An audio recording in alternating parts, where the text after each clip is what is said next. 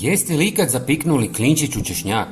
Danas ću vam otkriti zašto je ova neobična kombinacija izuzetno korisna i na koje sve načine je možete upotrijebiti u svakodnevnom životu. Budite uvjereni da će vam donijeti konkretne rezultate. Za početak ogulite nekoliko režnjeva češnjaka. Dragi prijatelji, volio bih znati iz kojih gradova ili zemalja me gledate, pa mi to napišite u komentarima. Hvala vam od srca jer vaša podrška mi zaista puno znači.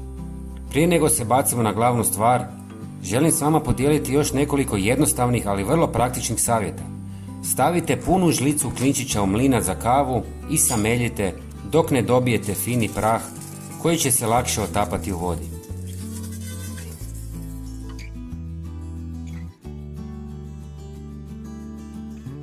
Nakon toga pomiješajte ga s 300 ml vruće vode.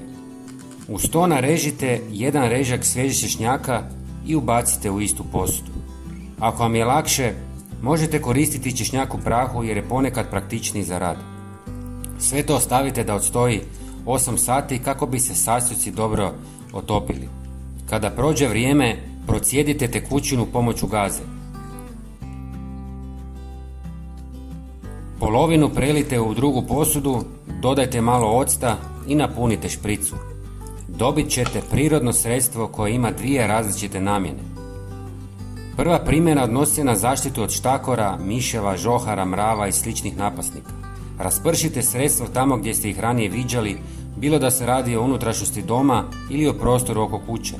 Naravno, važno je da redovito uklanjate ostatke hrane i smeća, jer su upravo oni glavni mamac za ove štetočine.